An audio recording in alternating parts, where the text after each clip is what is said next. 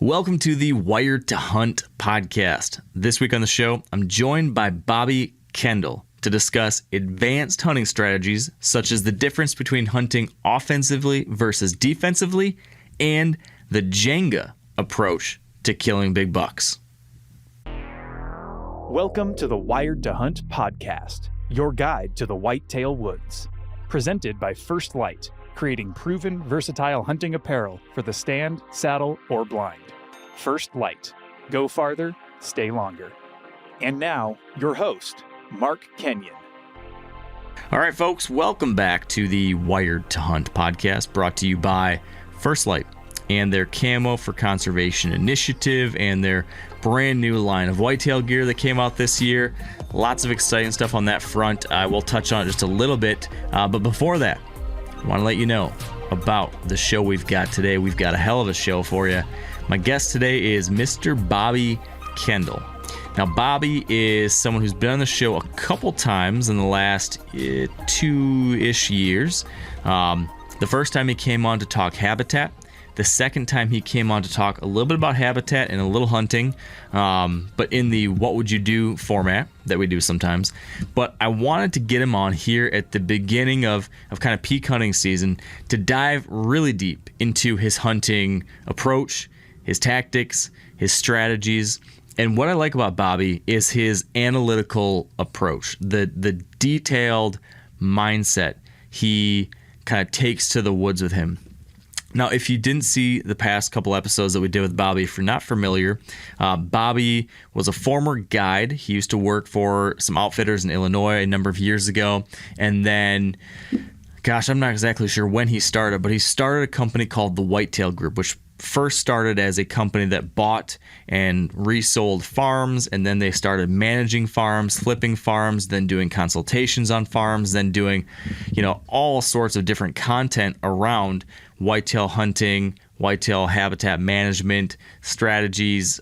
They make some of their own products now, box blinds, scrape trees, all sorts of stuff. But what grabbed my attention with Bobby when I first started seeing his content a couple of years ago was what I mentioned 2 minutes ago, this analytical approach, the very, very thoughtful way he thinks about what deer do, why deer do what they do, and what all that means for us as deer hunters trying to get close enough to them to get a shot. And so today's podcast, we really go into the nuts and bolts of his hunting philosophies. I think we do about as good of a job as I've heard anywhere of getting into Bobby's mind. That's what I wanted to do today. So a couple of the particularly interesting things we cover, I kind of teased this at the beginning, but Bobby has this approach that he refers to as a defensive approach to deer hunting rather than an offensive. So think about the two sides of the ball in a game of football game, right? Offense versus defense. Well, he plays on the defensive side. And I think it's an interesting way to look at things and very different than some folks these days. We also talk about the Jenga approach to deer hunting, which we'll get into. We talk a lot about how he chooses stand sites and not only builds ambush locations, but finds ambush locations. And I want to make a key point here.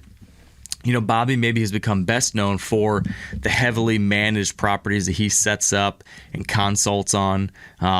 But he also does a lot of his own hunting on permission farms or pieces that he can't actually develop. He's had a lot of experience in that too. And I really wanted to focus a lot of our conversation today on those kinds of setups. Because if you're listening now in October, when this podcast is coming out, you don't have time to develop your farm. You don't have time to make habitat manipulations.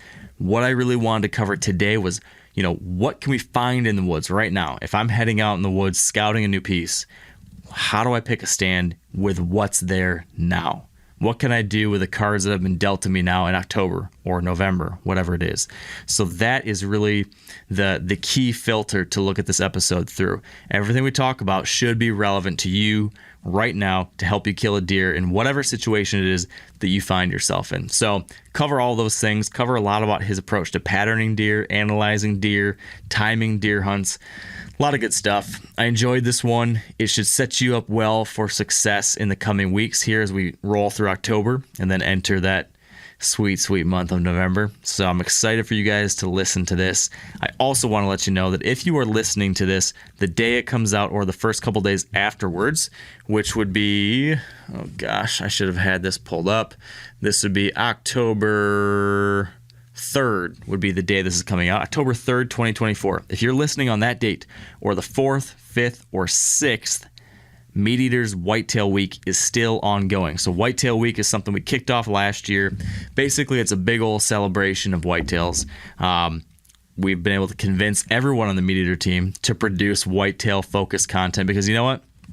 Even though Steve and Kale and some of these other guys live out west and they chase mule deer and elk and moose and all that stuff, it's cool. But whitetails are America's big game animal, right? The critter that we all love and know so well is the most pursued, most beloved animal across the entire country. So I think it's well warranted that we spend a little extra time giving some love to this creature, this incredible critter. So content across the board, new podcasts from myself, of course, from Tony, from MeatEater, new podcasts and films from The Element, of course, Rut Fresh Radio coming out this week. We have new films from me. My 2023 films are starting to come out. So we have my return to the Back 40. If any of you guys followed the Back 40 TV series a couple years ago, you are likely aware of the fact that we bought a farm a handful of years ago.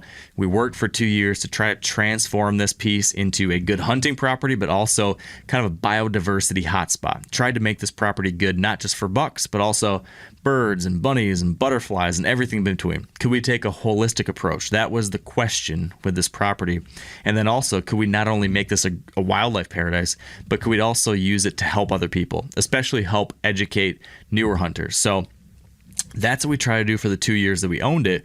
But then when we got done, we gave the farm to the National Deer Association for them to continue using in a similar way, for them to continue managing and showcasing as an educational spot, specifically for their Field to Fork hunting program. This is their new hunter mentorship program where we bring a whole bunch of new hunters out a couple different times throughout the year, pair them with mentors, and they get to have a great hunting and educational experience on the Back 40. So this new film tells that story. It catches everybody up on what's happened in the last 3 or 4 years since we gave the farm to the NDA. There's a really cool story that I get to share in this about 2 new hunters who have been on the podcast in the last couple of years. So maybe you've heard the story. But Forrest and Evan were 2 folks that got to help kill their first deer on the Back 40, and we've continued to kind of hunt together. I've continued to try to teach them along the way, and they've now become volunteers on the Back 40, giving their time to improve the habitat, and now they're even mentoring new hunters themselves. So got to spend some time with them for this film. I think you'll enjoy it. I hope you enjoy it. So that's film number 1. Film number 2 is the story of the Wide 9. So hopefully you guys are familiar with that story. It's been several years ongoing. The longest experience I've ever had with a single buck. This is my 4th season with that deer last year, and finally was able to wrap my tag on him. So that film, it's something I'm really excited to see come out. It's a heck of a story. It was a roller coaster ride. So that story is finally going to be out on film today. If you're listening on the day this comes out, October 3rd, the Wide 9 film is over on the MeatEater YouTube channel. So check that out. Lots of other stuff over there. Just more whitetail content than you could shake a stick at on the website. Then across First Light and our other family of brands, we've got a whole bunch of deals going on. The big thing is buy more, save more. So something like if you buy $200 worth of gear, you save $50. If you buy $400 worth of gear, you save X number of dollars. I know it's up to $200 in savings. So if you were thinking of buying one of the new whitetail kits that I've told you guys about earlier this year, now is probably about as good of a time to do it, as you could save $200 off one of those sets. So check it out at themeateater.com or firstlight.com. That's it on that front for me. Let's just get to the episode. This is a great chat with Bobby. I think we're all going to learn a lot, and it should help us on our future hunts. So here we go.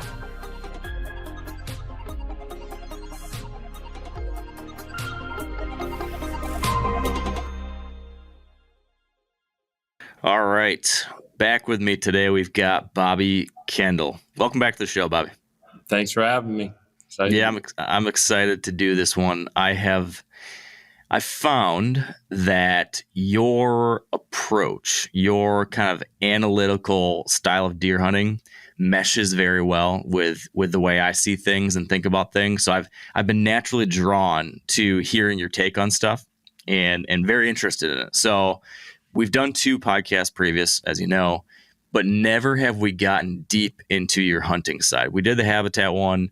We did one of our What Would You Do episodes where we touched on some hunting stuff, but there's a lot of ground left uncovered, which is why I wanted to get you back on here in, when this podcast airs, will be early-ish October. So a lot of hunting season ahead for everyone, but people are definitely getting, I guess in your words, they're getting rammy now. They're getting excited. Rammy. And, yeah.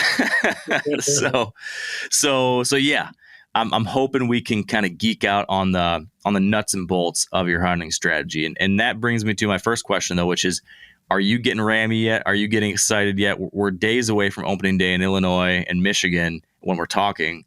Are you feeling it? I'm definitely feeling it. That's actually one of the things I was going to maybe talk about today is when I was younger, man, I used to get rammy. And I mean rammy. Me and my buddy that hunted together, it was kind of a running joke. We'd always just sit there and kind of be rammy. But honestly, I've learned to just trust the process and not get rammy. It feels like even when I'm having successful seasons, 98% of the season feels like nothing's going on or it's not that exciting. And I think it's a good headspace. I think people don't really talk about the mental space of deer hunting, and it is so important because when you start getting rammy and you start losing faith in the system and losing faith in all the strategy and the anticipation you've done, I feel like that starts causing problems. So I am not rammy. I actually, as of right now, there's a couple deer I know about around, but I don't have any candidates that are wanting to play the game right now, which I'm totally fine with. Sometimes I think this time of year, we're starting to transition, but sometimes I think if you don't have one this last month on camera, it almost means you could have higher odds of having one as they move around, probability. So I'm not too rammy. I'm just looking forward to it. Looking forward to helping some other people and stuff as of right now. And so, yeah, looking forward to it. Not rammy. So why do you say that you almost think you have a better chance of a good one showing up later if they're not there yet? Just odds, the deer shift, like in the summertime, you have all those bucks together. So your odds of having one on camera, if you're not where they're at, are less. And so if your farm is this void over here and you don't have one, as they disperse, you just have a good chance of having one fill that void, especially if you have multiple mature deer in an area. Because I feel like when they do disperse within that upper age group, they each take their own, they set up shop in their own little space, and then they start marking their territory as, we get into this time of year. Yeah, well, your kind of mindset right now in which you are not rammy yet is the perfect setup for maybe the biggest overarching set of questions I had for you. Because I've heard you talk about there basically being 2 different styles of hunting philosophies. There is like a strategy where you are on the offensive or you can be on the defensive. And I've heard you say that you have a defensive hunting strategy. I'd love to better understand what you mean by that and why you take the defensive approach. Yep. And another way of saying that is risk versus reward. I'm always looking at that. It's kind of also like saying probability, what are the odds right now? So in October, for example, you have the whole month to hunt a big deer doing what he's doing. No need to get rammy for sure. And in the beginning of the month, risk reward to do a certain thing, push in or whatever, you can be a lot more subtle versus the end of the month when you're kind of running out of time to hunt him doing what he's doing before he goes to the rut. if there's a chance of me getting rammy during the deer season, it's when the sun goes down on Halloween night and I haven't got them killed yet. That's when I'm like, here we go, getting ready for the grind. But yeah, so, and that same risk reward philosophy for me, goes right into the rut. And a lot of times, as I'm hunting November, I'll get more and more aggressive. And sometimes I'll have a deer pegged, like he's in a bowl that's kind of not bow huntable. It doesn't make sense to go in there because the wind swirl or whatever. And then opening day gun season, which I do gun hunt. I love to gun hunt. Opening day, risk reward goes, boom, and I'll just be in there really early in the morning, up as high as I can get, and looking over ground zero, so that would be like the ultimate flip of risk reward.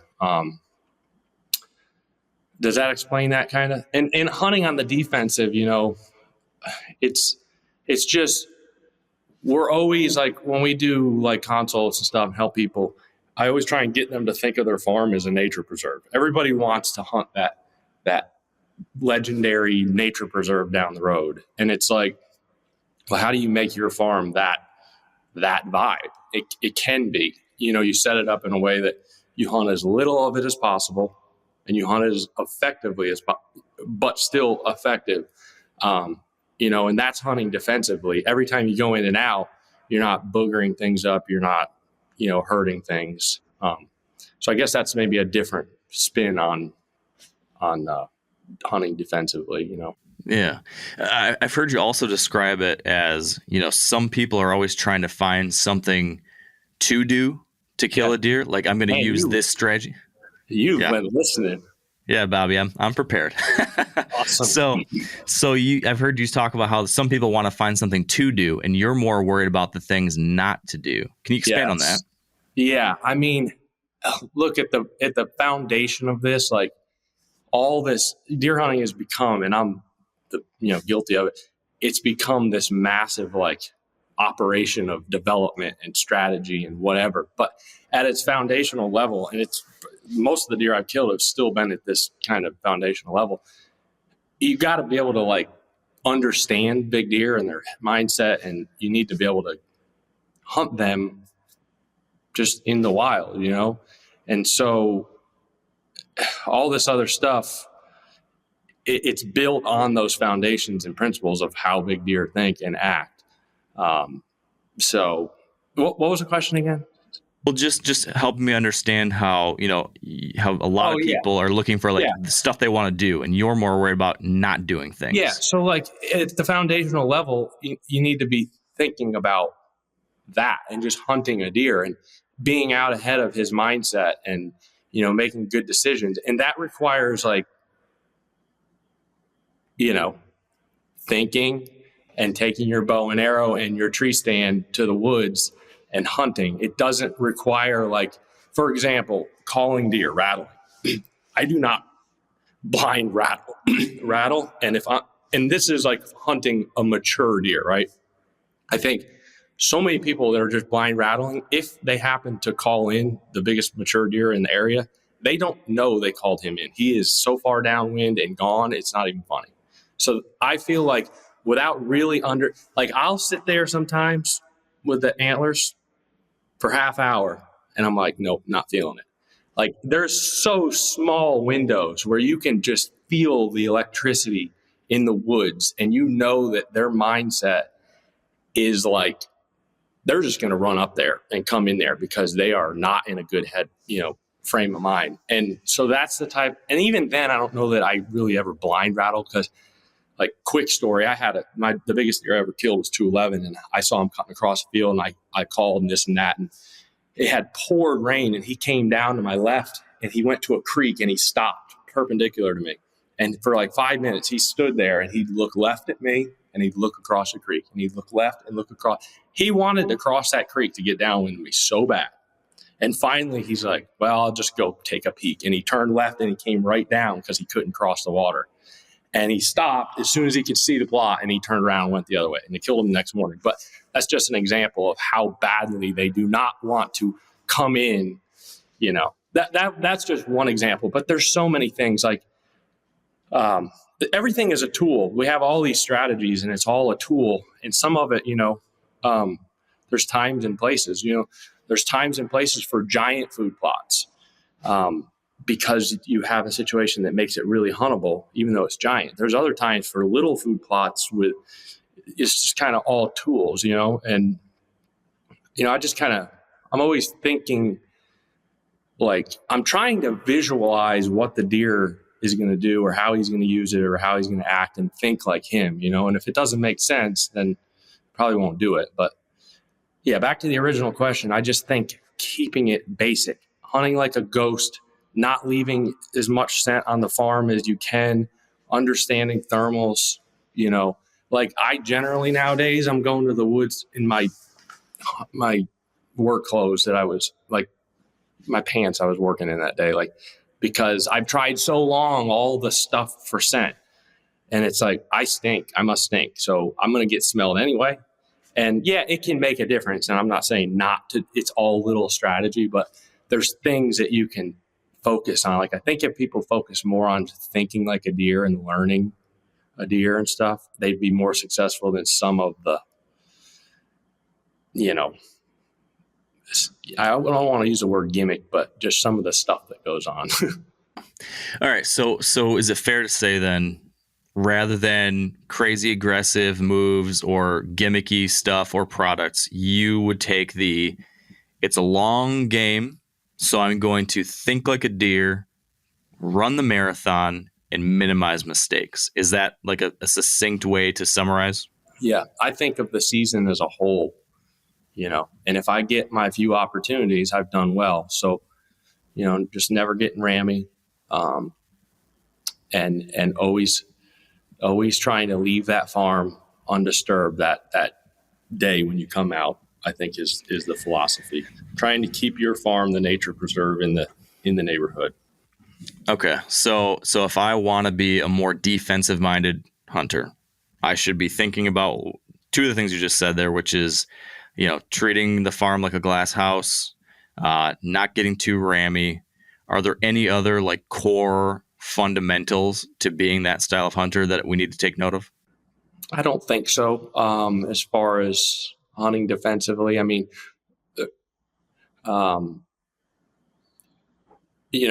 I guess another thing we get into talking about is the mindset and kind of being out in front of the deer, but that's kind of the next conversation probably.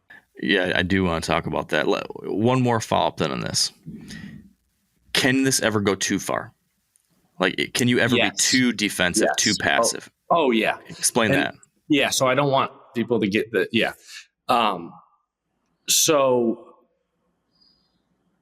yeah, this is almost going to contradict a lot of this stuff. When you have a big deer on camera, like, you need to be trying to kill him, because generally speaking, he's not going to be there the whole season. He's not going to be wanting to get shot the whole season. Like, you need to capitalize on that, whether it's October 1 or 10 or, whatever. You need to be hunting that deer. I had a guy a few years ago that had a giant, and I'm like, what are you doing? And I mean, he told me about exactly what the deer was doing. He's like, well, so-and-so says wait till November when it's right. I'm like, whoa, that deer is going to be gone, dude. So yeah, you need to get in there. Here's another thing to keep in mind. If you get lucky, so there's one thing, the pressure on your farm, you have the farm long-term, you're trying to grow and hold a big deer in a safe space. It is a glass house. It's a delicate act. You need to let him feel like that's that nature preserve, so he's going to live in there. On the flip side of that, which I've ran into this situation a lot because I bought a lot of farms and acquired a big deer, not on purpose, but just one that was there. And when you get a piece or you get permission on a piece and you put cameras out and you have a big mature deer, the older he is, the longer he's called that home, likely the smaller his core has gotten. And it can be extremely difficult to run that deer out of there. And I've seen that over and over again. And I had a go around with a deer a few years ago on our YouTube channel. There's a video called Face to Face with a Monster. And anyway, I had a go around with this deer, and it was unbelievable. I couldn't run him out of there.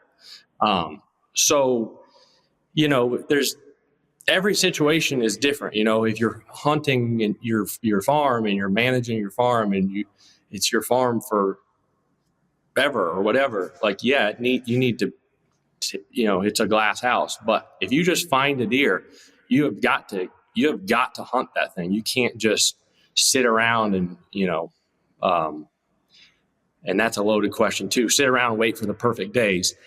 In October, you need to use probability to your advantage. You may only have 4 or 5 days that he walks in daylight because of the weather, the environmental conditions, and you need to up your odds by being in the woods each one of those days. So you do need to hunt a lot, but you need to hopefully have situations that allow you to get in and out. That's the cool thing about deer hunting.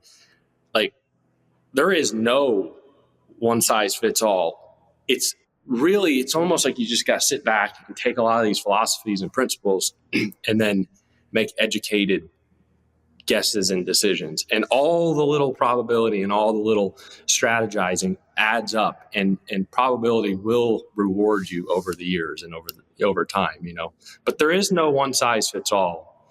And that's what keeps it interesting. Yeah. I like you. I've heard you just compare it to like a game of Jenga, where you're just slowly pulling out pieces here and there when the time's right in the right place, piece by piece by piece, and finally, eventually the tower comes tumbling down. But it wouldn't work if you went in there and just tried to smash the whole thing down with your hand without thinking it through in the first place. Yeah. Right? To me, deer hunting is like it's a methodical, slow-paced thing. And you have all this strategy, and you have physical strategy that you've done on the farm, whether it's massive manipulation on your own farm or it's just scouting and hanging and having a plan or trees picked out to go up with a climber. It's the physical strategizing, and then it's the mental strategizing once we get into this time of year. And it's the prep, the tuning of your bow and it's everything. It's a lot of little things. And that's what he's talking about. The game of Jenga, every one of those strategies is a block. And some of those things, any one thing is not really going to make or break. But when you start adding all that up and you're super dialed, a lot of the most successful deer hunters I see are just very, very over analytical, and they're very, they just cross every T and dot every I. Like, how many deer have you heard about, like, somebody that they didn't end up getting shot because of something stupid that happened? I mean, I've been guilty of it too. So it's just having everything dialed, and sure enough, it's the last limb that you were like trimming lanes, and you're sitting there and you're like, I'm not getting out of the tree to go get that stupid thing. And then that's the one that cost that deer, so. Okay. What I'm hearing is that most of the time we are treating the property like a glass house. Most of the time we are not getting rammy ahead of things, but when the time is right, when the moment is right, you have to capitalize on it. You said if you've got a big deer on camera, but do you mean that you're going to be poking in there and hunting a bunch, even if it's just nighttime pictures, or are you waiting for the daylight, or are you waiting for your magic X days and specific conditions? I guess more generally, I'd love to hear more about what will make you push in and do a hunt on this property that's supposed to be a glass house, but sometimes you've got to do it. When do you take your swings? Yep. So maybe we could tie this one into a current story that's kind of unfolding. So I've got a friend of mine. It's a couple from out of town. They bought a few farms from me, and they bought some other farms, and they have a giant deer on camera. I mean, right here near my house. And I don't. So I'm like, I'd like to live vicariously through you guys and help you out. So, I mean, a giant deer. So I was like, I'd love to help you guys. They live out of town, and they show up, and it's hard for them to get everything set up and everything. So leading up to this point, this started unfolding maybe 3 or 4 weeks ago. I'm trying to anticipate this deer's, what he's going to do, right? I'm also thinking, okay, this area has big picture, I'm thinking, okay, this area's got a lot of hunting pressure. This farm that they bought did not.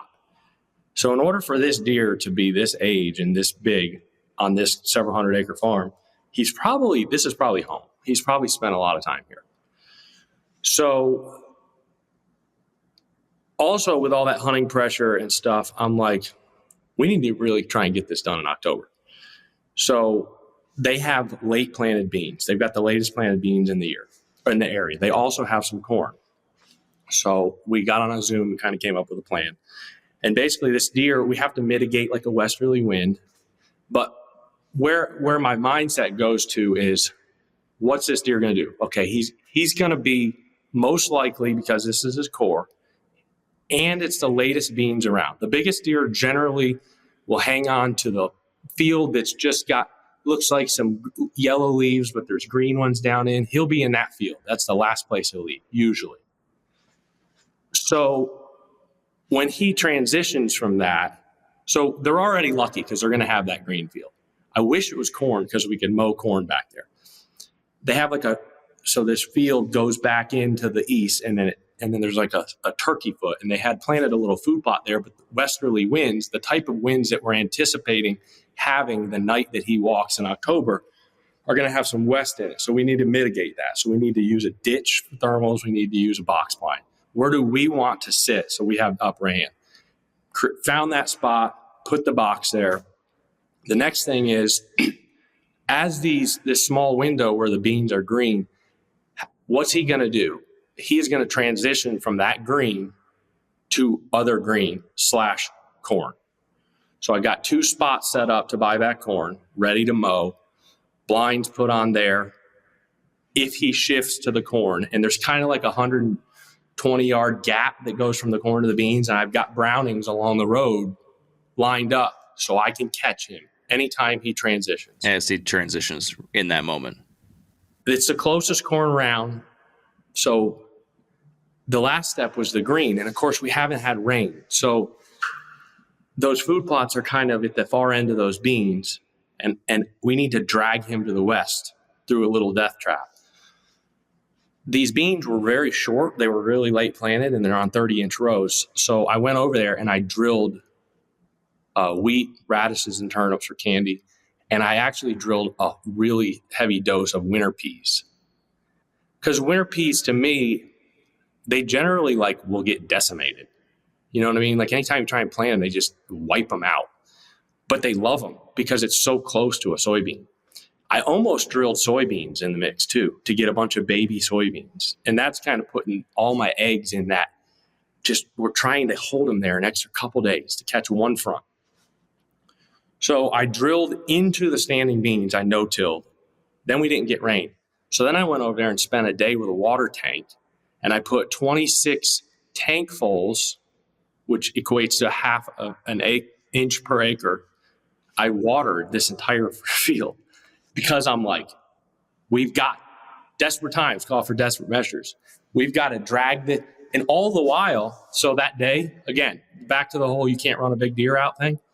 Somebody was like, oh, you're going to run that deer out. I'm like, that night after I took 26 trips back and forth in there, he was back there on camera. A few days later, I went back to check to see if it germinated. I went back in there, and he was on camera that night too. Both at night, which I'm totally fine with.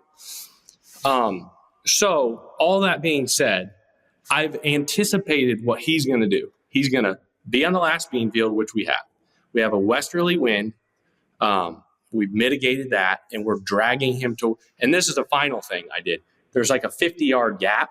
I took my side-by-side, and I grabbed all these treetops that had blown down on the edge of the field. And we do all these walls, like from excavation walls to woven wire fences, whatever. I used to do this a lot when I was young. But I just grabbed all these blowdowns and I drug them around the field. And where that wishbone comes to the beans, I just laid them from that corner over there. I actually mowed under the tree branches in the corner because that's where the natural concentration of scent is going to be. I anticipated, where's he going to want to scrape? So I led the horse to water and I mowed it to dirt because it was really tall brush. So I gave him that spot. And then from that corner, I laid those treetops out into the beans. So it looks like a tree fell out in the field. And then I didn't start no-tilling until this side of that. So I'm leading the horse to water, and and this probably won't work out like this, but if I'm that deer and what he's doing, I'm going to come out staging the little food plot that's already there, which if my peas and stuff pop and he transitions, which as of last night, I texted these guys this morning. I said, did you notice how many deer are on the camera now loitering right there? It's because that stuff popped. And I said, if he starts doing this, which he did it last night, I'm going to go in and I'm going to disc half of that food plot in. It's over there in bow range because I don't want him loitering downwind and I don't want him hanging up back there. So the current situation, now we got this pinch because of these blowdowns. We basically reverse engineered thinking like a deer for a very specific window, which is October. He should do this the whole month of October, unless he goes to that corn, but I think he'll be back and forth. So, I don't know if that kind of ties everything in, but currently I was texting them this morning. I said, here we are. We got a decent looking opening day. There's generally a very small window, like the first few days of season, where before they start getting too like rammy or reclusive, that's a really good date phase or mindset to get one killed. We have this weird, like long, it's not like a really powerful magic X. It's kind of like a long one. It's subtle, but I said the next few days will tell, if he locks onto this and starts doing this. I don't really care if a deer is doing something at night, especially this time of year. That's what they do. I mean, you just got to pay attention to what they're doing at night. So like in this example, last night, I mean, he was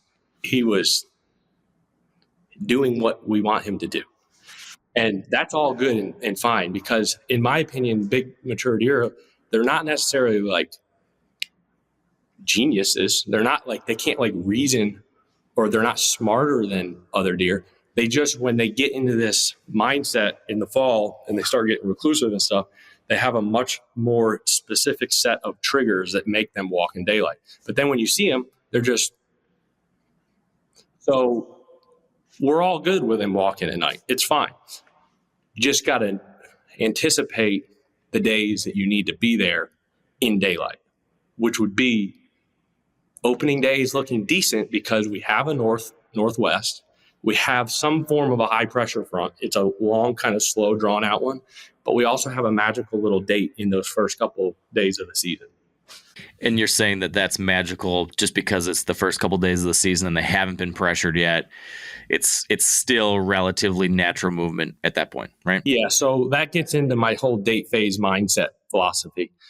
Or not philosophy, it's just, and again, like I've seen people comment sometimes on my stuff where they're like, oh, it's not this regimented. Well, it's not, but it's like really good to have a regimented approach because it keeps you within the realm of probability. And so like I talk about date phase or mindset, like some people call it the phase of the deer season, some call it the whatever. But those three things mean the same thing. When you talk about date, what it really means is what phase of the deer season we're in. It also ultimately means what is the mindset of the deer. And that changes. October is kind of the same mindset throughout the month. It's just that it gets more rammy or more powerful. He's in a territory marking grumpy mood in October.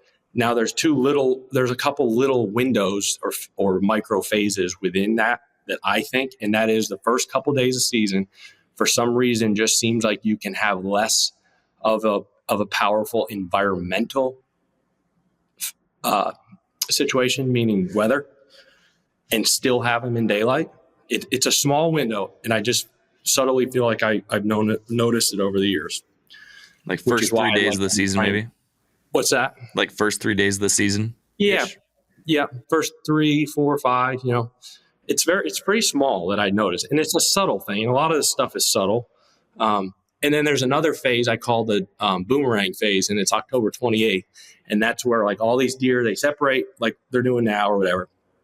And within that older age class, they kind of each have their own area that they're marking territory. And then like clockwork, if you pay attention on the 27th, 28th, they're sitting there and they're each doing this. And all of a sudden this dude goes, boom. and he hits his scrapes, and boom, and he hits his scrapes. And it's not that regimented, but it kind of is if you start paying attention to that.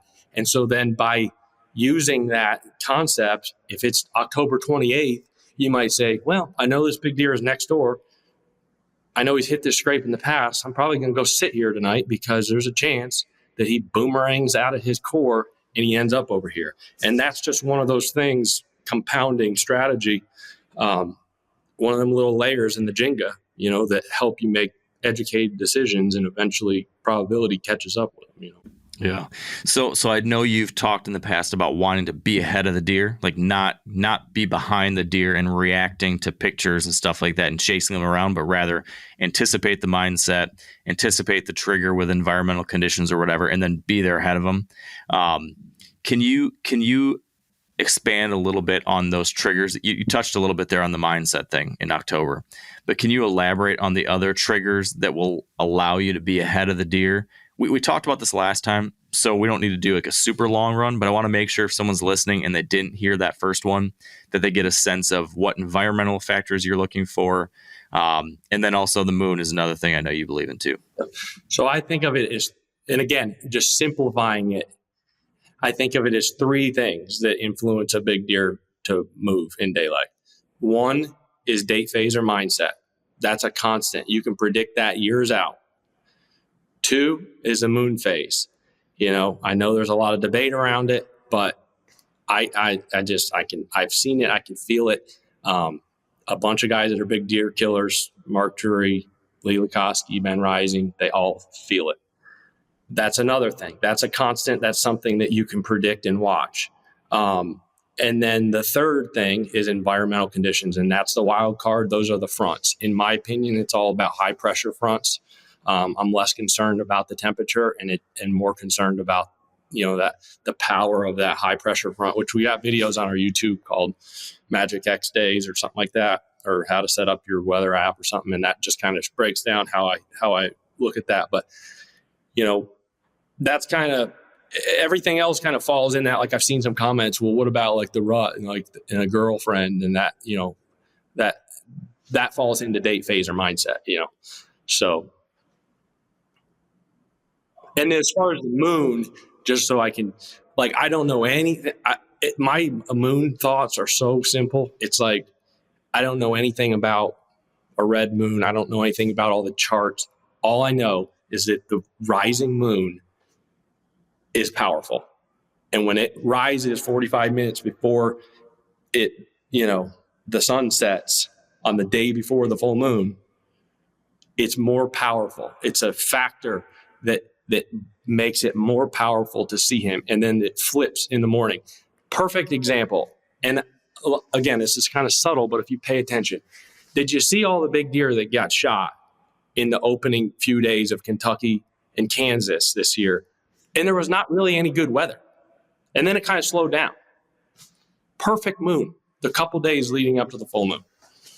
So that's the type of subtle things you pay attention to, So this year, we're anticipating that full moon around the 14th, 13th of October. I've seen so many years where everybody's like, oh, mid-October lull, and the moon's in the middle of the month like that, and it's fire, And again, it's like one of them things where you might choose to hunt on a subpar environmental night because it's in that powerful 3-day window or 4-day window leading up to the full, and you might kill them because of that, And the day of the full, I feel like over the years, I've just noticed that you might not see a ton of deer. You won't see a ton of deer, but man, you might see the biggest one in the woods last light. Interesting. And so the basically the moon thing that you care about is when the moon is rising or still up at the edges, right? So when the moon's out just before it gets dark and when it's still up in the daylight the next morning, right? And that usually is happening the 4 or 5 days before the full moon, that's happening in the evening. And then the 4 or 5 days after the full moon, that's happening in the morning. Correct? Yep. And if you pay attention to it, I just feel like there's always a deer that you're like, there wasn't really great weather and he was out in daylight. And then you go check. If you're watching a deer, one of those days in the 5 days leading up to the full moon, he'll generally be out there in daylight and it's unexplainable, Yeah. Well, we talked about this last year leading into the year, and you talked about how, if you've got a target buck that you're on, that full moon last year was October 28th, and you said, be ready either those evenings leading up to it or the mornings afterwards, especially if we get a good cold front hitting around that same time. It's going to be the best week of the whole year, yada, yada, yada. Well, we had a front hit that time period in the Midwest, and my target buck, I had my first close encounter with him the morning of the 30th, and then got a shot at him the evening of the 30th. No, I take that back. I had the first encounter with him the morning of the 29th, then had another encounter with him the morning of the 30th, got a shot at him that evening. So I certainly saw the power of those conditions all coming together myself last year. We'll see what happens this year. The real good ones to watch are years like this where it's kind of in the middle of the month when people are kind of like not too excited, and it's like, man, these are the nights right here. Yeah. So mindset is what they're doing at certain times of the year. Moon, weather conditions, that being the high pressure front and the temperature dropping while cloud cover's dropping and barometric pressure's rising. That's your Magic X day. I've heard you talk about all that a lot, and it makes a lot of sense when it comes to predicting when a deer is going to move and making sure you're ahead of him. Something I haven't heard you talk about as much, though, is actual individual deer data or information, like annual patterns. Like if a deer did something last year, will he do it again this year? Or how much does camera information or observations of deer doing, a specific deer doing a thing in past years or this year, how much does that factor into your decision-making process when deciding when to strike? I mean, it is huge. You hear it all over the place, but yeah, you can take that to the bank. It's some of the best information you can have if you know what he did last year. I need to get better about categorizing that stuff in years past from deer that aren't ready to shoot yet. But yeah, it is so powerful, like right to the day, it seems, so. Do you have any process for analyzing that? A form of that I could talk about is that I don't hear a lot of people talking about is, you probably heard me talk about this too, like building a scrape map. If I'm on a new property or I'm scouting in the fall, or even if I get a property late in the winter, sometimes I'll put cameras all over that farm because those deer will hit scrapes super late. I don't know if you've ever watched it, but they'll hit scrapes into like February. It's March. I mean, it's crazy. And just by learning, like when I'm on a farm, I'll pin on Onyx, I'll pin every scrape I find and every bed I find so that I can look at it. And it might not make sense this year, but next year, like it'll just, sometimes it's like a light bulb, like, oh, you already got the map. You already got the you got the dots of all the bedding areas to where he's going to go looking, and you've got all the scrapes, and those scrapes start making sense, when he shows up the following year. So I guess that'd be one version of it. But yeah, I mean, I don't know how to deep dive too much in that other than saying absolutely they will do the same thing almost to the day. It seems like, one quick story, hunted this place late season, saw a big deer, got set up, dropped his antlers Christmas Day, bummed. The next year, it was all corn. I went up there. It was at face-to-face with a monster deer. It was all corn, so I waited late until I knew there were scrapes because the edges weren't mowed and it was going to be a nightmare. And that deer was bedding like in this little area the year before, that winter. And I went up there and I came around the corner and I'm looking for scrapes to put cameras. I got a backpack and a weed whacker. And I come around the corner and I'm like, man, there's got to be a scrape right here. This is kind of where he was coming out. And this point that's all kind of beat down. I come around the corner, dude, and he stood up out of it was right where I left him the year before in the winter. He stood up and took off out of there, and it looked like a grocery cart on top of his head. I was like, oh, my God. So, yeah, I mean, they'll and that's not really doing the same thing to the date. That's just doing the same thing. But, yes.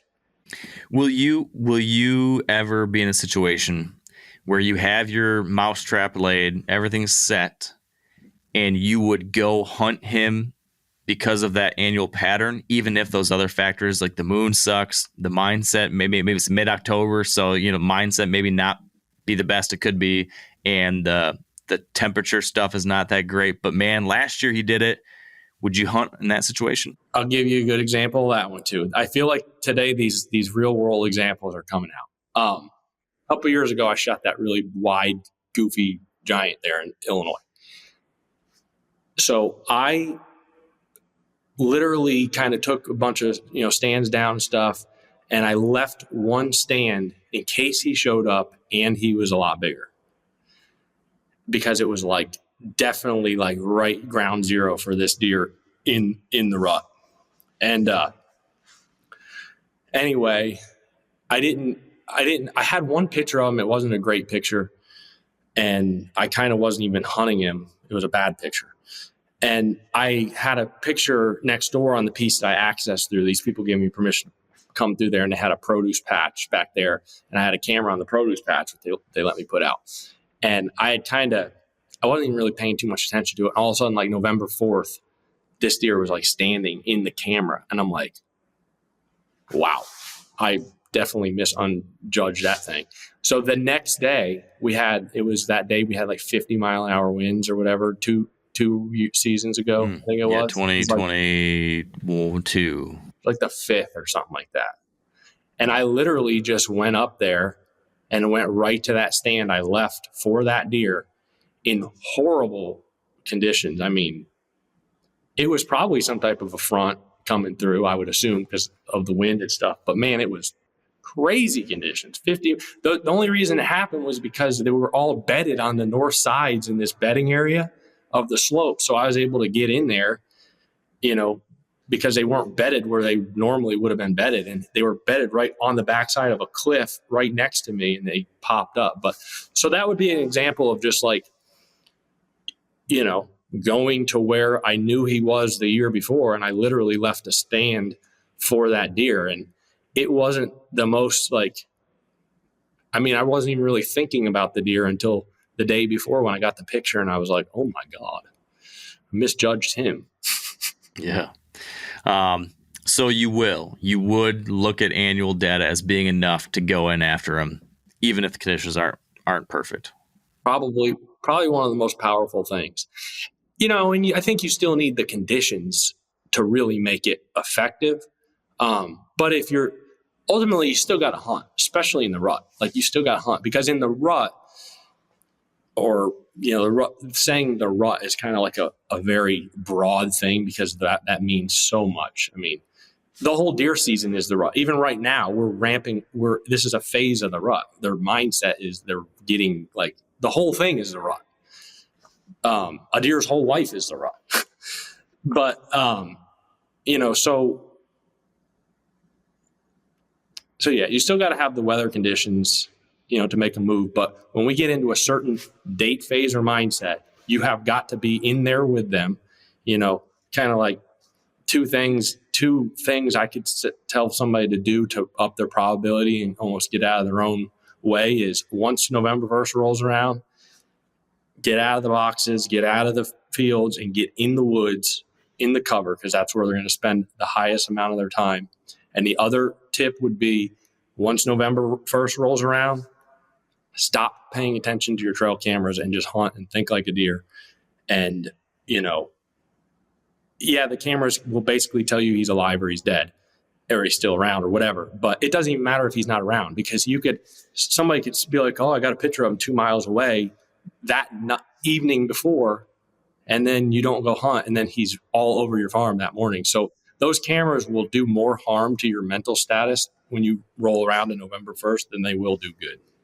Guaranteed. And they do it to me too. Get a ditto right here too.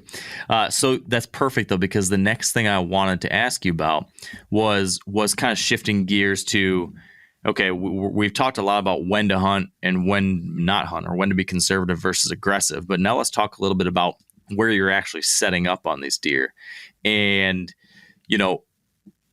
picking those locations. I've heard you discuss this idea of just thinking like a deer, always trying to think like a deer when picking a tree stand location or a blind location. But let's work with the assumption that we're on an undeveloped farm, because anyone listening today in October, it's too late for them to develop their farm because they're hunting right now. So they're stuck with whatever they have. All they can do now is find spots that check the boxes and set up there possibly.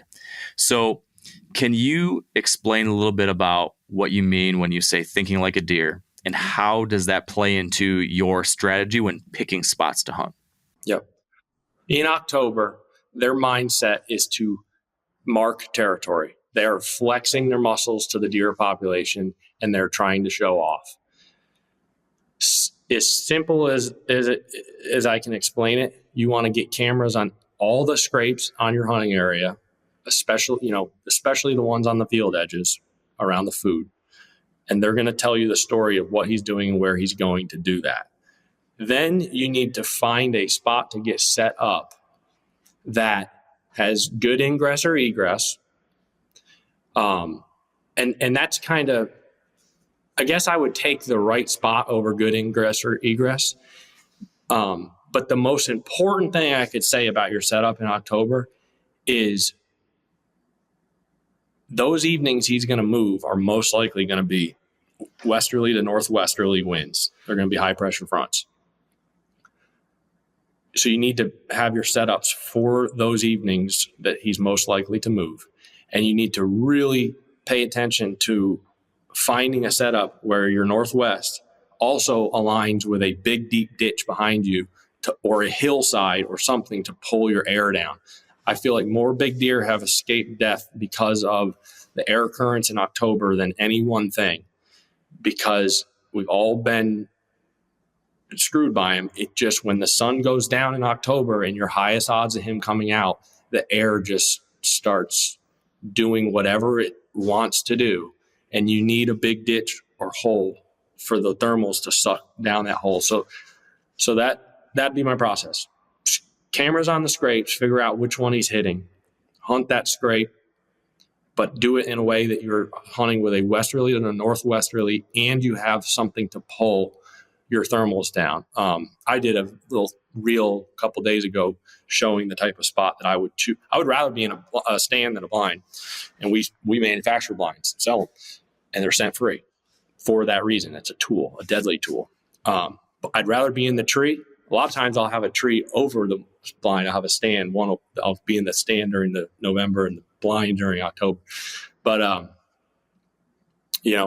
thinking about those air currents and the egress part, like honestly, in October, the days that he's likely to walk. Like there's certain days in October when everything's lined up where I go into the woods and I'm like this, because I just know that the odds are so high. So that being said, you could have a spot that's bad egress because your risk reward is so high. The reward is so high on those certain nights in October that it's not like you got to come out of there every day. Now, if you do have the fortune to develop a farm and create perfect egress, it just helps your probability because you're able to hunt every night and not screw things up. So in that October timeframe, when you're thinking like a deer, I know one thing a lot of people talk about is thinking about how a deer wants to use their wind. So you mentioned like, hey, on those really good days for conditions, we're probably going to have the west or northwest wind because that's pushing the front through. That's good for us. It's probably going to get them on their feet. But with that wind, how does that factor into how you predict what they're going to do? Are you one of the guys that thinks that these deer are almost always going to use the wind, or what? No, personally, I have tried to make myself believe it for a long time. I've watched it, and I've watched these big deer walk with the wind at their back in October. Now I don't hunt a lot of like crazy pressure deer. I don't hunt a lot of public ground. That might be a thing. I could see them adapting to that. But the farms that I hunt where I purposely am trying to keep the pressure off, I don't buy it. Like they're just a deer. They're not gonna. Do you know how hard it would be to live your life walking? Like they'd look like, like they're out there like, a shrimp boat or something, I just don't buy it. I haven't seen it. They don't need to do that. But when November rolls around, it's a whole different story. Now they're hunting.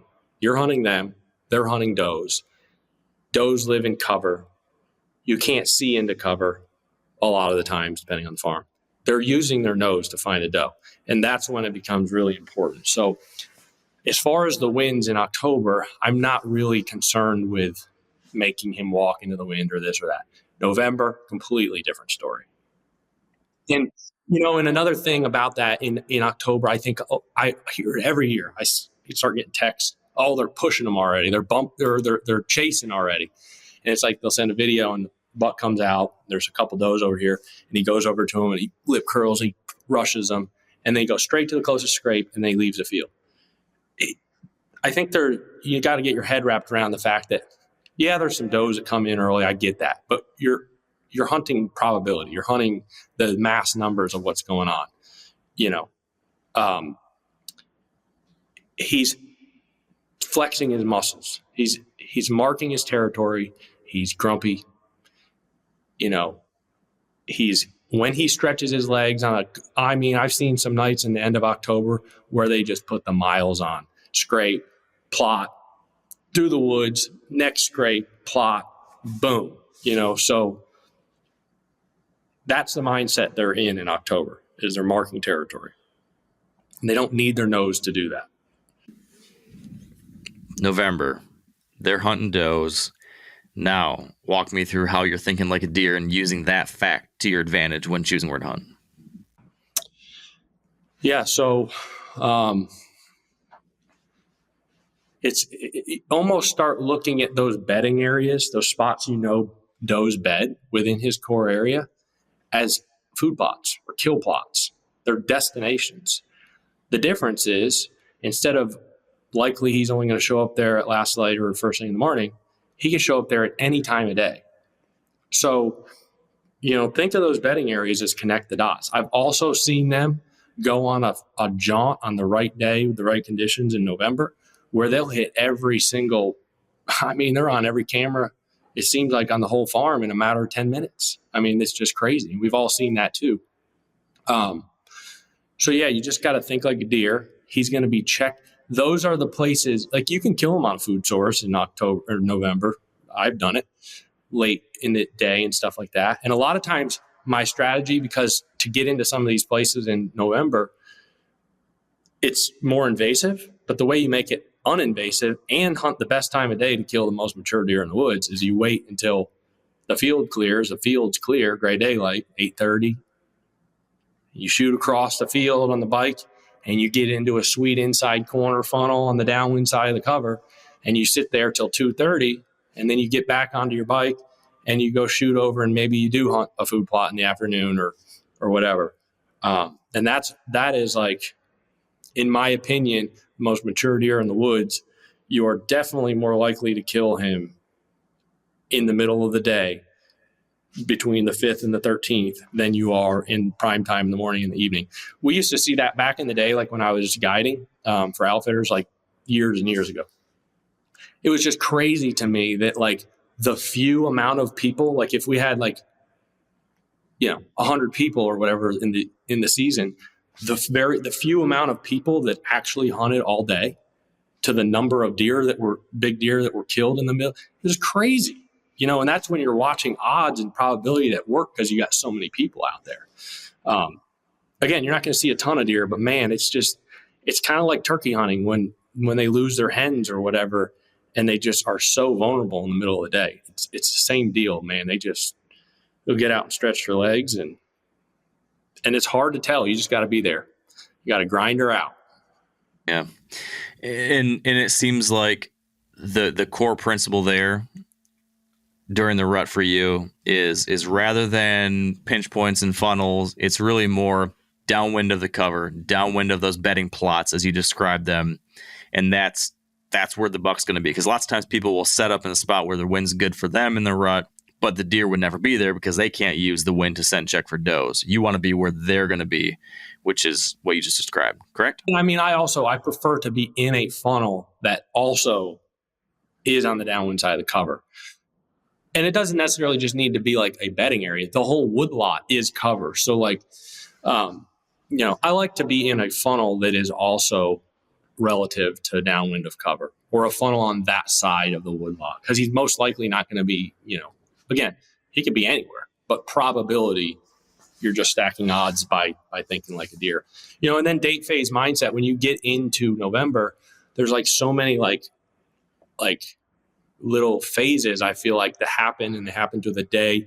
And I kind of try and be out ahead of them. So like, I personally think like the biggest, most mature deer in woods can be hardest to kill in the early part of November, because they get as that bell curve of does comes in, they get the first one and they lock down. And when she comes out, he goes looking and there's more options. He gets another one and locks down.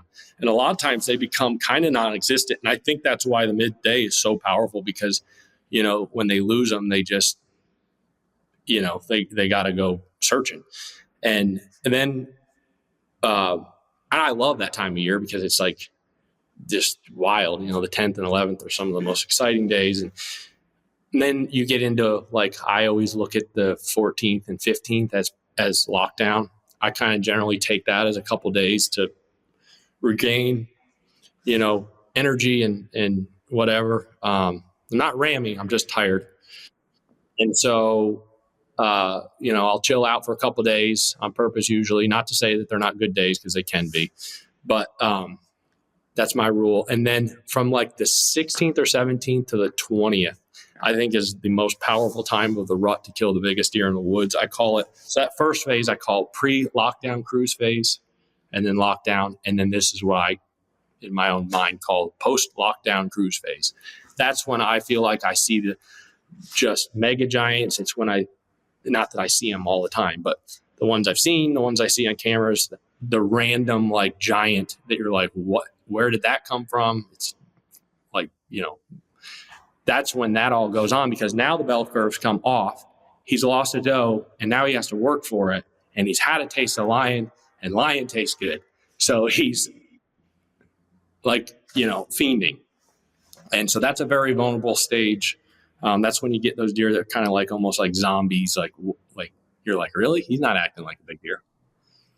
And I think that phase kind of continues on for a long time. I've seen some of them zombie walkers up until December. I just think that, here in Illinois, like where I hunt a lot, I think the gun pressure and stuff kind of puts a big squash on some of the natural movement of that. But yeah. I've seen a number of your videos where you have talked about or shown spots like this where you're hunting a situation like some of the stuff you've described. And something I've noticed is that very rarely are any of your stands set up for one reason. Like there's never just one feature. Like, as we just talked about, like, you don't want to be just downwind of the bedding or just downwind of the cover. You want the pinch point that also is downwind of the cover.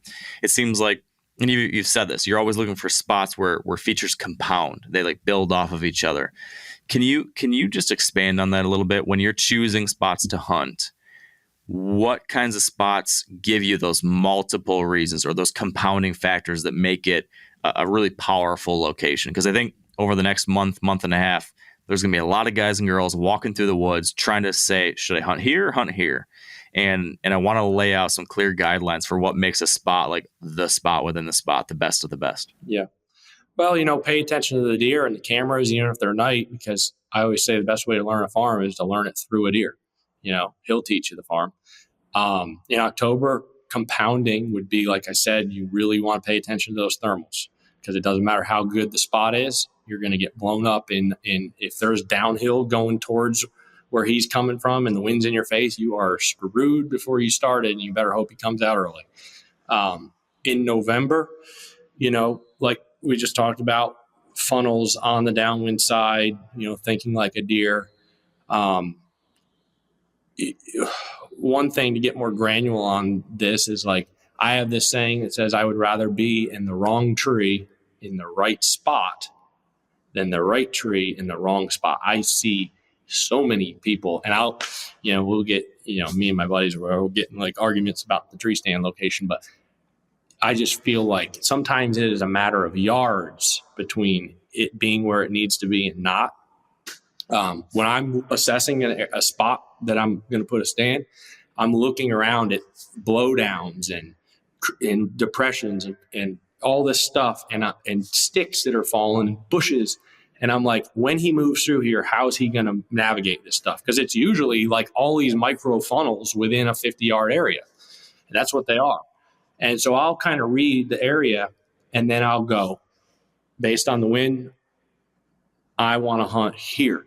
And I'll look there and I'll be like, where's the closest tree? A lot of times it'll be, my friends make fun of me because I get some jacked up little stuff. And I won't sacrifice being in the wrong tree if it means I got to build a nest up there or be 2 feet off, whatever I got to do. So, and then once I pick the tree that I'm going to be in, this is kind of something I think might be unique to my approach. A lot of people are always like, well, I'm hunting this, so I'm going to hang my stand like this because I'm right-handed. I will always put my back to the least likely spot or the spot that's impossible for a deer to be. So sometimes it might be a ditch. Sometimes it might be a big, huge blowdown. Sometimes it might be a pond or whatever. I'll always put my back to that, even if I've got to stand up to shoot that way, because it ups my odds. Because 100% chance I can't shoot that way, and I can only shoot from here to here. You know what I mean? So I don't know if all that plays into that question. Yeah. What about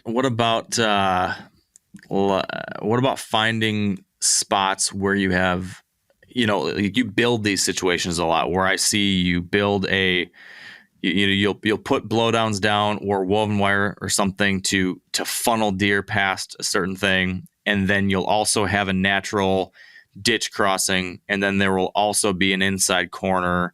And then there will also be a scrape tree or something like that. Like, I see you build those things, but I've also seen you find spots like that. And I guess I'm just looking for more ideas for how to find those spots when we can't build them. Or do you have any other examples you can share of a found spot like that that'd be worth keying in on or looking for? I guess, when I see them, it just kind of makes sense. You'll have old fences in the woods with a hole in the fence that's also on an inside corner, and there's a ditch. I don't know how you find them, how to tell you to find them, because every farm is different. But you can see when there's layers of something going on. Like, sometimes if you find an old fence in the woods, you just need to walk it until you find the spot that they're crossing. Those are some of the best spots in the world. But yeah, and then as far as manipulating, like, you can manipulate like crazy, like, probably that video you're talking about on our YouTube recently, where you're looking at the farm and the natural pinches and ditches and this and that, and then you're building this other stuff off of that. So it's like, it's where the deer already want to be, and you're just squeezing them even more. And then, like, an example of this deer I'm helping my friends kill, like, I was out there toting deadfalls around to pinch it off, but I was anticipating like that outside corner concentration of scent where he's probably going to naturally want to come anyway. And I'm just trying to coax him a little bit closer to my setup, which happens to be at the head of the ditch so it's almost like, sometimes this is another way of saying it, but you're trying to make him come to you. Like, you're trying to make him do what you want on your terms, because it ups your odds so much. But your original question, asking how to find those spots. Well, yeah, and I think we've covered it in that, I think I said this a second ago. I used to even be guilty of, when I was first starting this, going down this path, I would find one reason to hunt a spot and I'd set up camp there. It'd be like, hey, this seems like a bedding area. I'm going to hunt the bedding area. And that was enough. And now I'm at a point, and it seems like this is something you really prioritize, which is, well, I don't want to be just down one of the bedding area. I want to be down one of the bedding area at the place where the natural pinch is, also at the place where I'm within shooting range of this big hub scrape inside the cover. And I've also taken a look at, and I've noticed there also happens to be a little ditch crossing here that might funnel movement even a little bit better. So it's like the spot within the spot within the spot. Yeah. And, when you get into November, sometimes I think reading terrain is more powerful than reading sign. Like, for example, the deer trails might be doing this on the inside corner because all year long, the deer are coming to and from the food. So they're making that sign. Thinking like a deer being out in front, that stand you hung on that inside corner, that's for a specific deer or a buck using it in a completely different way than they use it the entire rest of the year. So sometimes you don't need to pay attention so much to the sign or the trails. You need to anticipate what he's going to walk in that very short window of the deer season. And there's not going to be really enough traffic to ever make a giant deer trail there, so that might help a little. That's a good point. Another thing that I've heard you bring up a lot is focusing on areas where there's a concentration of scent. Yes. I've heard you talk about that for hunting locations, for camera locations, for a lot of stuff. Can you talk about that a little bit? First off, like what kinds of spots would qualify as being concentrators of scent? And then how does that factor into the things that you do? Yeah. It's another thing that's not really been talked about for years within the, all the hunting industry and stuff. But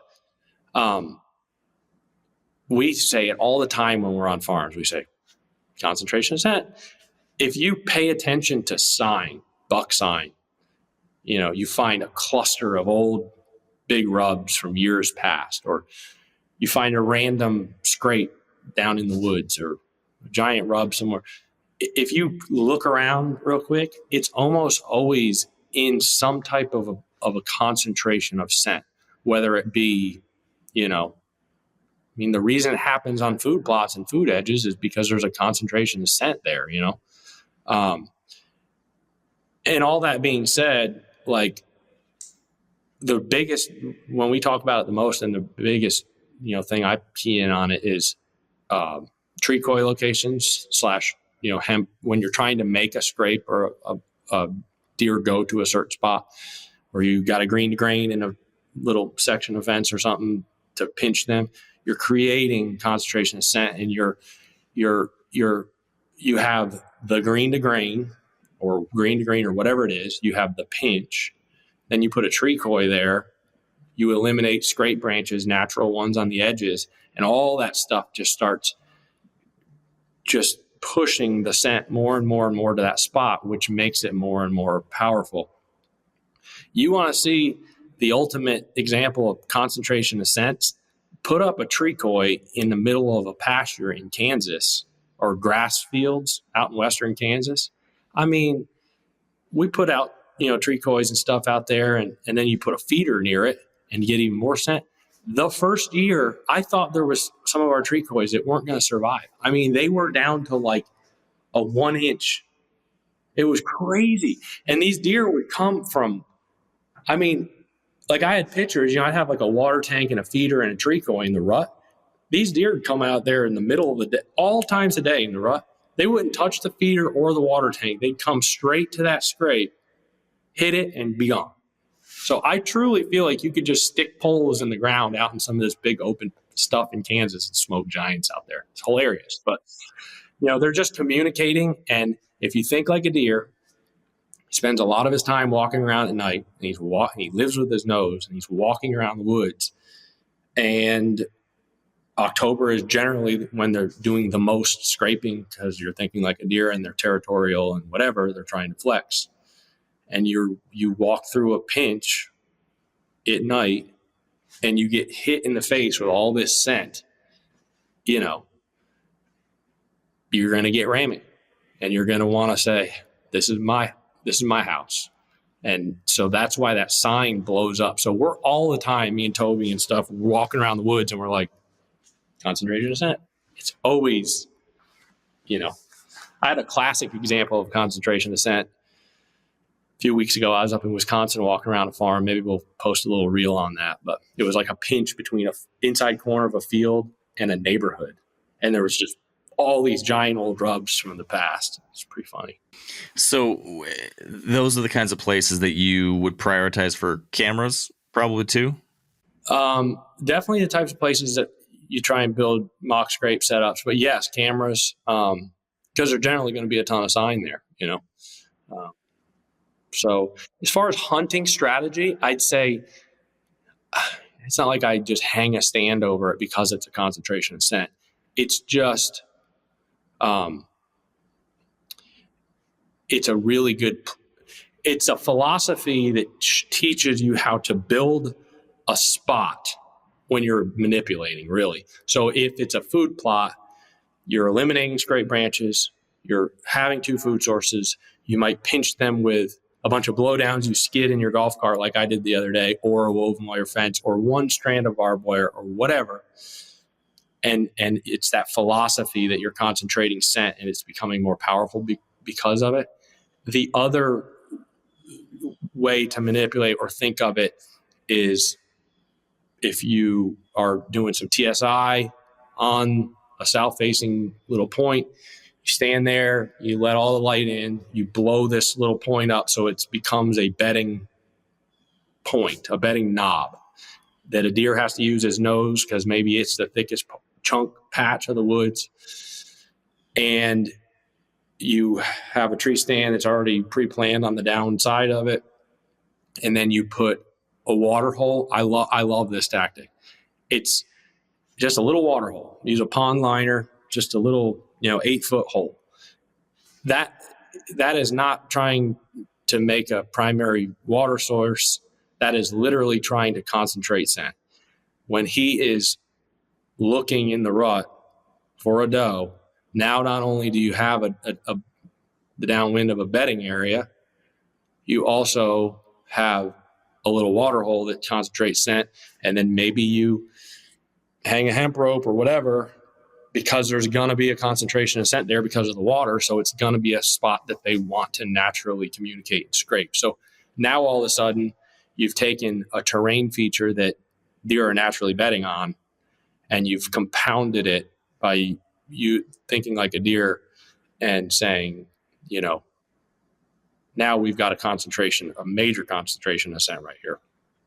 And they're going to go to that to try and find a hot doe in the rut. So last year, my buddy killed a 180 on exact setup, downwind, south-facing slope, saddle up and over funnel, a natural deer trail after we logged that I opened back up to make sure it was still path of least resistance, water hole. And that deer was there a few times in the summer, never there up until that point, and just trusted the process. It's within his home range. And when he stretches his legs, he's going to know there's a concentration of scent here. It's downwind of a south-facing slope. It's a funnel. He's going to be here. My cousin came out and sat on the sidelines for the first 2 days because it was warm, and went in there the third day, hardly saw anything at 2:30 in the afternoon. First time in daylight the whole year, the whole 2023. Walked right down the trail. Smoked him. So you got to kind of trust the process and think like a deer. And he knows that area. He's shown that he knows it. He'll be there.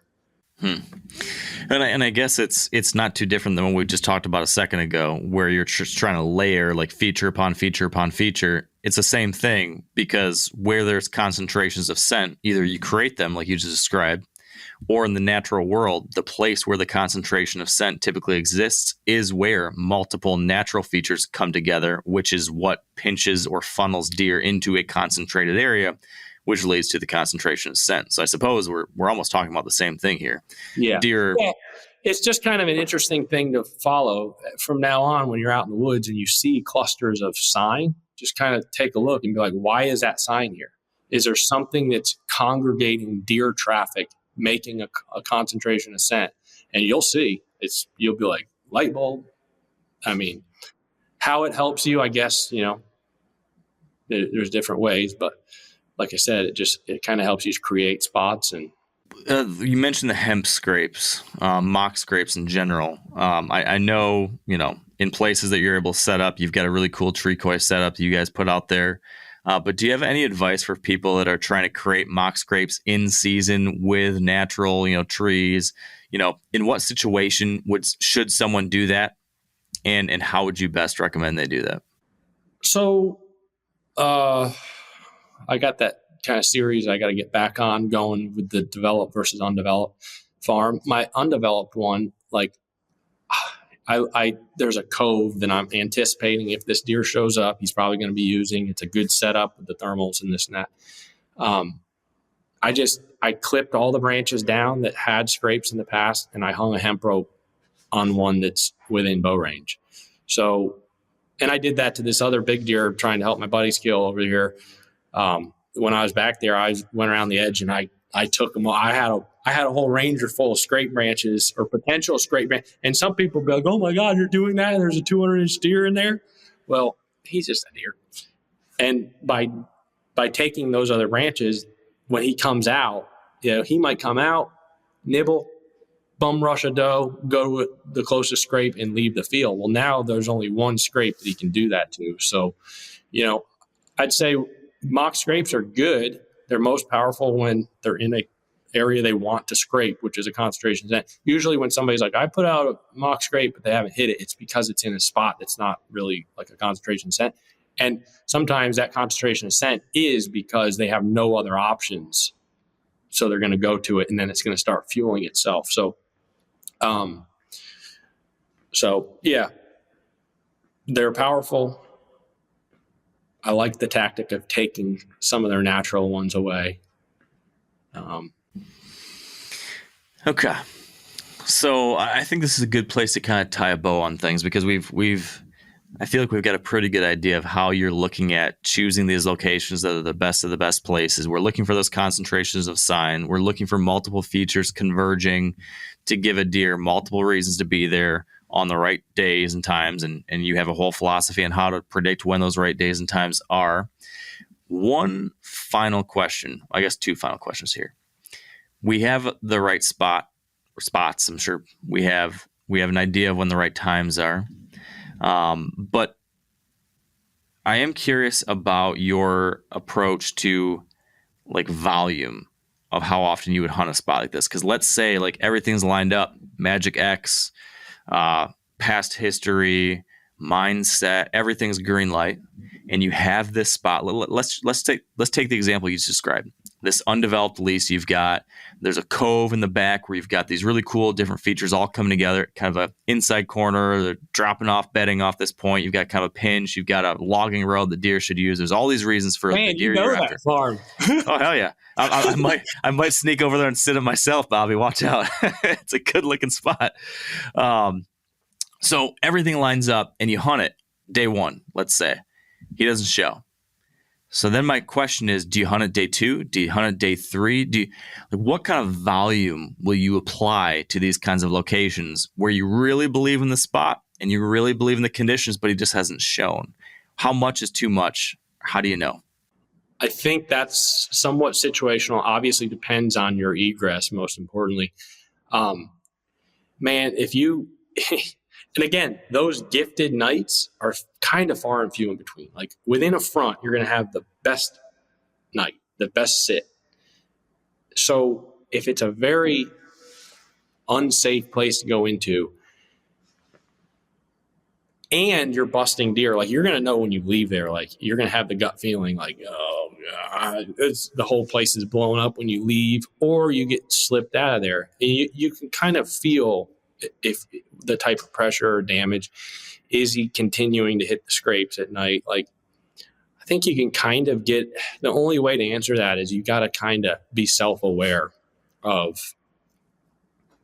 if you think you're impacting the farm, if he's like all of a sudden not doing the same stuff on camera, and take it by case. But in October, those good nights, it's not, you have to also be self-aware enough to be like, it's not worth going back there tonight.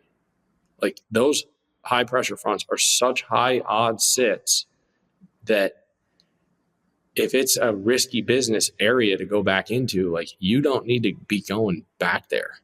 Like that little spot I was talking about the other day on the reel, the type of spot I'd hunt in October in a stand, like that type of spot, you could hunt that like every night. I mean, that's what makes that spot so magical, because you can get out of there. The crazy thing is last year, I actually shot the deer I shot last year in that spot, but I was in a box and I had blocked the deer off. I hoped I got him not doing a certain thing and starting to do a certain thing.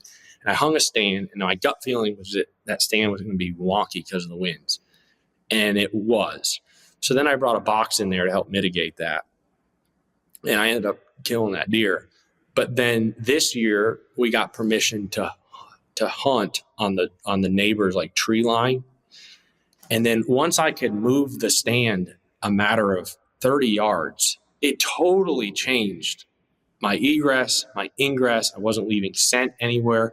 Now, all of a sudden, instead of being 30 yards there in the air, slowly finding its way into the little green plot, and then there's a fence and then a bean field, into the corner of a bean field. Now, instead of that air falling towards this big, sexy bedding area that we created, now I'm 30 yards this way in that air. Picture somebody pouring a thing of water onto the topo or the earth, and where that water is going to go in slow-mo. And that's where the air is probably going to go. And just by moving 30 yards, I feel like that air now is going to just settle behind and then go around the corner to meet up with the other air. So it went from a situation where, probably need to be hunting the right nights, definitely need to be using a scent-free blind, to all of a sudden you can hunt pretty much every night that there's a good chance of seeing them. So it's situational. I wish I had all the answers. Yeah, don't we all? But there are no right and wrong answers. It's kind of like, we got all these strategies and they all work, just not all the time. It's pretty funny. So this is a crazy concept. I have a friend named Jeremy Newsom. He's like one of the best stock traders in the world. He has a company called Real Life Trading, and it's an education stock company.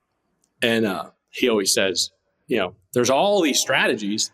I truly feel like there's no activity closer to the mental game of deer hunting than stock trading.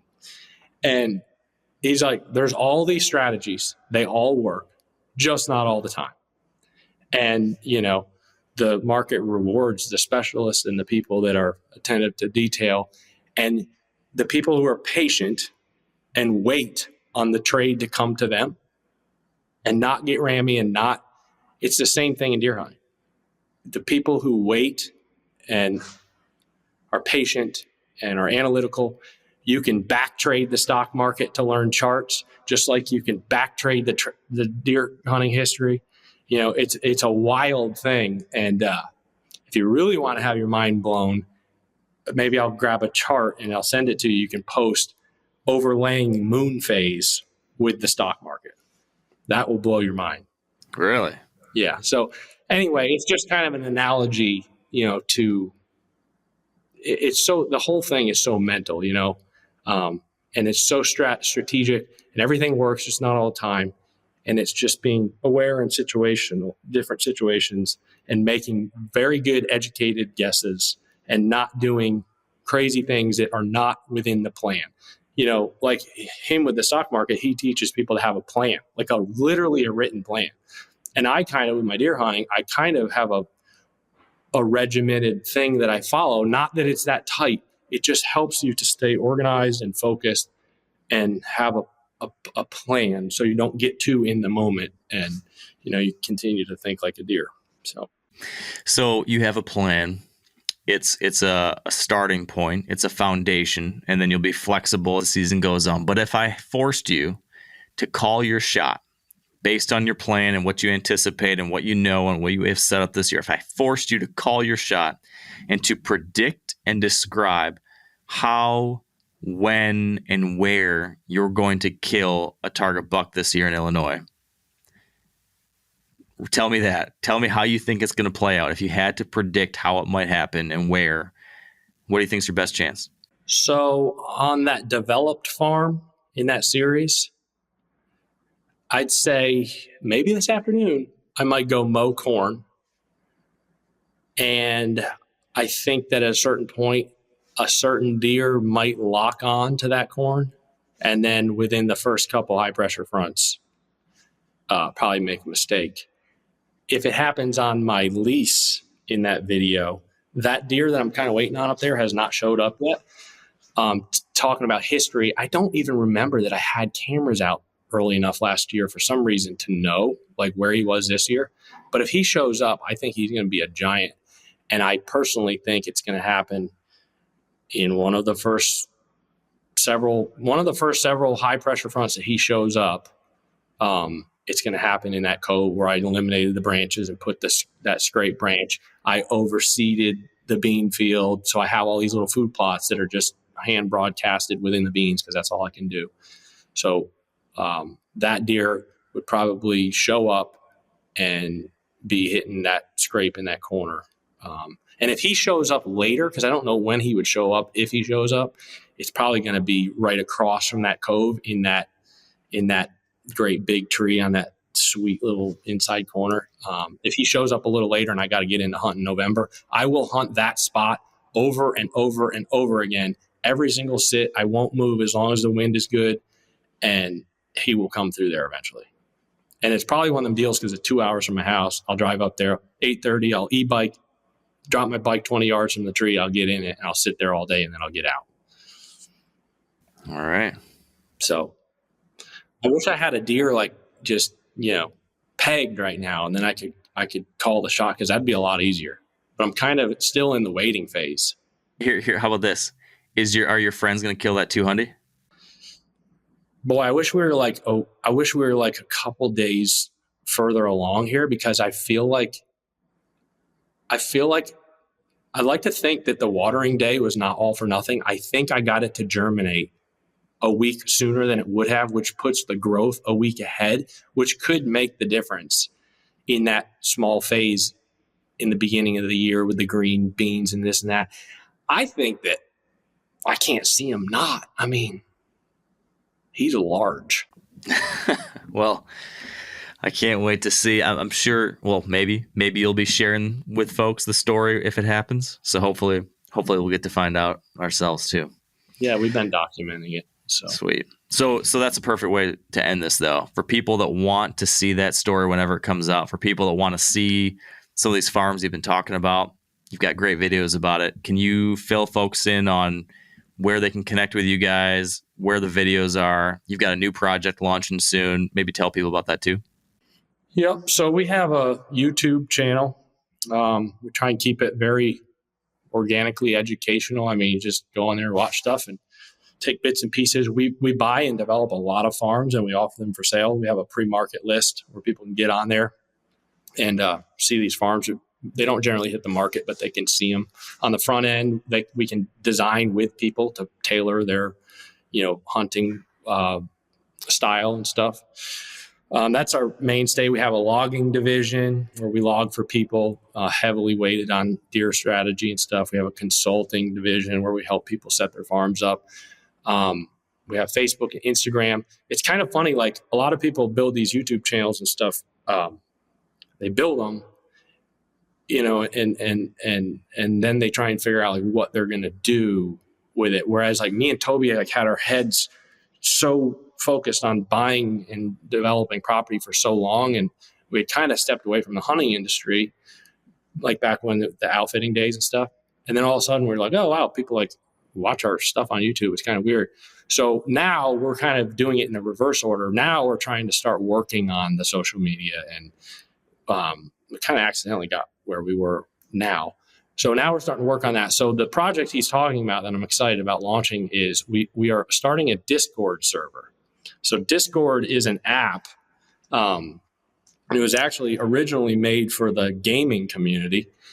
And it's like the most genius thing ever. So my vision of the Whitetail group was always like, it's a group of all of you guys and us helping each other and working together. And that's why I named it the group. But it's also the group of people like professionals on the back end that provide value. And in our situation, it's not just like deer hunting strategy, because we're so heavily involved in real estate. It's in markets and stuff. So there's professionals on the back end. So that's also like a play on the word of group. So the Discord app, I don't know if you can see this, but it's literally an app you download, and it's kind of like a private forum. And there's general conversations. There's an archery chat channel where people can help each other with all things archery. There's 2 video conference rooms in the general area. One is an archery shop where you can somebody can go in there and get on a video conference instantly and help each other set your bows up or work on your shooting form. There's a follow my blood trail. Like somebody might be on a blood trail and they aren't super experienced, and they want some guys that are more experienced. And 15 people instantly can be in there, like helping you look at the blood and figure out. It's instant video conference, and helping you make decisions. Or you can just take people on your blood trail virtually live. And then, there's all kinds of stuff in here. There's our farms pre-market, and fully developed. There's a whole section of how-to videos, like planting brassicas, planting, this and that. And in each one is like a quick start guide, just organized in one place, how to process deer, how to set up a weather app, hang a tree stand. Then there's a section called market analysis, which is really cool. Like, for example, like commodities. So I have a friend who's a 20-year corn and bean trader, and he's going to be in here giving real-time updates and analysis on the corn and bean markets and teaching people about basis and futures and contracts and how all that works. And there's professional contacts for banking and real estate attorneys, insurance, surveying, land management services, title companies, farmers by county in different states. There's farms off market. Like, I know of farms sometimes that are off market I don't buy, but it's a really good farm, but it doesn't fit what I buy. Or there's a listed farm on the market that's been sitting there, and I'm like, why is nobody buying this? Like, I know the neighborhood. I knew of a farm a few weeks ago that had a 200 on it that was for sale.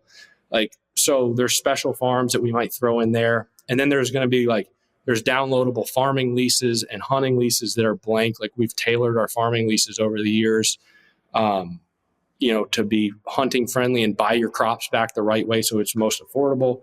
There's going to be courses in there eventually, like rec ground bookkeeping, like how to set. My CFO is going to do a course on bookkeeping for rec ground and how to set up QuickBooks and categorize everything correctly, how to buy your first farm. And this is so easy to, like, if somebody's like, you need a channel for this, boom, we'll have it.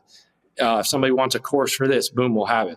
Some of that, like, very little bit of it, but like those courses might be monetized because I got these people's time to build the courses, and it's just a one-time download to download it. And then the last part, like, I have this, and it's kind of weird to try and promote myself, but there's a Bobby Kendall deer season subscription, and the categories of that are, and this might be backwards, I don't know how you can see it, but the categories are date phase mindset, moon phase, weather, plan your time off by predicting the season. And this is kind of like a real-time section that somebody can subscribe to, and then we can just chat throughout the whole deer season. All this stuff we talked about today about, thinking and making changes. Like, I feel like if I can take somebody along in real time through the deer season and they can ride a deer season together, I think it will help, like, solidify. And it is a community that is moderated. I've got lots of people in there that are, I feel like are professionals and stuff that I've met over the years to help with different things. And there's going to be no drama. There's going to be or you're out of there. And so it's just going to be a nice, friendly, like, deer hunting fraternity for us to all hang out and help one another and grow as hunters and land managers. So how do people get in that for the folks who aren't Discord savvy already? Can you give us how they find that? Yeah, so easy. So basically you'll just go to our website, thewhitetailgroup.com, and right on the homepage, you'll see a Discord icon. You can click that and it'll bring up a link, and that link will basically take you right to the app. You'll download the app and it'll ask you to set up a username. And then as soon as you do that, the bot will welcome you into the Whitetail group, and then you're in there. It's pretty wild. Nice and easy. Yeah, it's super easy. And if anybody, like, some of the stuff isn't populated yet, but I got to get going at some point at deer season. If anybody has any thoughts or things they want to add or whatever, I mean, we can add things. Eventually, like, I want to have a whole section of conversation by region. So, like, the Adirondacks of New York, where I'm from, those guys can't relate to a lot of stuff we do, but they can relate to each other. And it's all the Whitetail group. Like, the guys in Alabama whose rut is late, I want them to have a place to discuss. And the guys in northern Michigan, like, everybody should have a place in there. And we should have all the common threads, but then we should have areas to help each other and everything. So I think it's going to be really cool.